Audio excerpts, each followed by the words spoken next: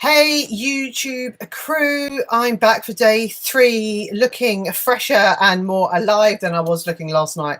Last night I was bedraggled. I can't lie to you, I was seriously bedraggled. So today I want to talk about social connections. So we've talked about timetabling, how loose you want that to be the first couple of weeks. We've talked about making sure that your space is lovely and workable. Now I want to talk about social connections. So school does a couple of really important things. Obviously, it teaches you content, right? It gives you information. You have connection with your teachers, but you also have connection with your peers. Now, this doesn't make any difference to whether you're a kid that hates everybody and just walks around the corridors not saying boo to a goose, or you're a kid that's got a whole bunch of social friends and you go out all the time. Both of them are social interactions with other people, whether we want them to be or not.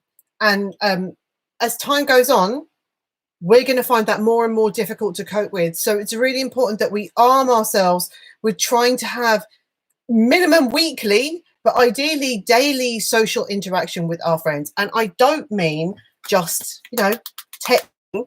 I mean actually face to face, like you can see me, I can't see you, but you can see me.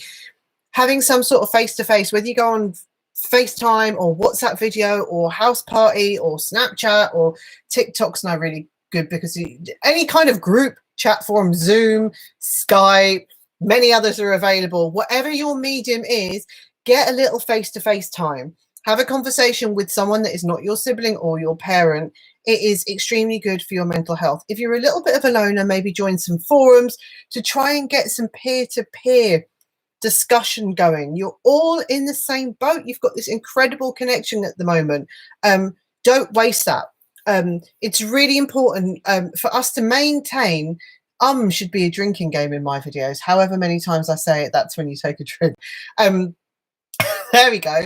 That's a bonus one for you.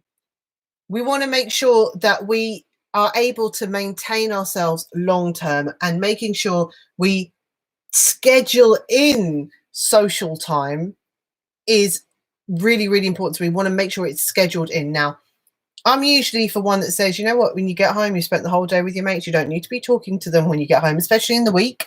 Maybe at the weekends, all good. But we are now in some sort of tipsy-topsy world where those rules don't apply anymore. And I am actively prescribing all of my students to make sure they speak to their peers at least once a day or once a week minimum. I get it. Some days you don't want to talk to anybody, right? Some days life is like that and you just want to crawl in your room, read a book or eat a whole tub of ice cream if you can get it from a supermarket. But apart from those moments, try and get at least a minimum of once a week social interaction so we don't go stir crazy. We keep our sanity and we keep on studying on. Okay, take care of yourselves and each other. Study like a boss.